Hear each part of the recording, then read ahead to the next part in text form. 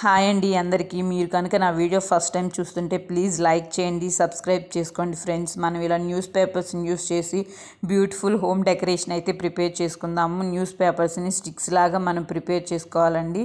ఇలా స్టిక్స్ లాగా ప్రిపేర్ చేసేసుకొని వాటిని సర్కిల్ షేప్లో ఫామ్ చేసేసుకోవాలి. ఇలా మిడిల్లో కొంచెం గ్యాప్ ఉంచుకొని మనము వన్ స్టిక్ని అటాచ్ చేసుకుంటూ మనము సర్కిల్లా ఫామ్ చేసేసుకోవాలి. ఇలాంటివి టూ సర్కిల్స్ని అయితే మనం ప్రిపేర్ చేసుకోవాలండి. ఒకటేమో మిడిల్లో గ్యాప్ ఉండి సర్కిల్ లాగా ఫామ్ చేయాలి, ఇంకోటేమో మిడిల్లో గ్యాప్ లేకుండా సర్కిల్ లాగా ఫామ్ చేసుకోవాలండి.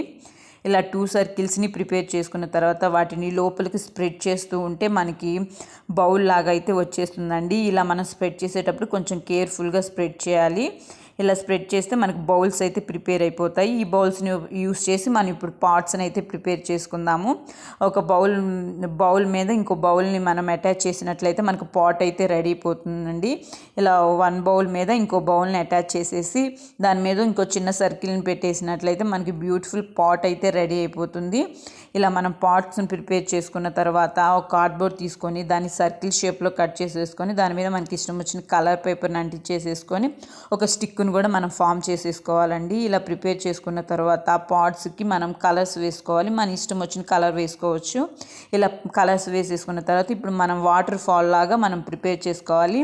ఇలాంటి కవర్ని ఒక దాన్ని మనం కట్ చేసేసుకొని దాని మీద గ్లూ గమ్తో మనం లైన్స్ లాగా డిజైన్ చేసేస్తే అది మనకి వాటర్ ఫాల్ లాగా కనిపిస్తూ ఉంటుందండి. దీన్ని కొంచెం డ్రై అవనివ్వాలి. ఇలా డ్రై అయిన తర్వాత మనం అది వాటర్ ఫాల్ లాగా మనం అటాచ్ చేయొచ్చు. ఇలా సర్కిల్ షేప్ని స్టిక్ని అటాచ్ చేసేసి దానికి బౌల్స్ని పాట్స్ని అంటించేసేయాలి. ఇలా ఆపోజిట్ డైరెక్షన్లో మనం పాట్స్ని బౌల్స్ని అంటించేసేసుకొని డెకరేషన్ చేసుకుంటే ఫైనల్ లుక్ అయితే ఇలా ఉందండి. హోమ్ డెకరేషన్ అయితే చాలా అందంగా కనిపిస్తుంది. వీడియో ఎలా ఉందో కామెంట్ చేయండి. వీడియో నచ్చితే లైక్ చేయండి, కామెంట్ చేయండి. మీ ఒక్క లైక్ నాకు ఎంతో ఎంకరేజ్మెంట్గా ఉంటుంది ఇలాంటి మరిన్ని వీడియోస్కి. Thank you.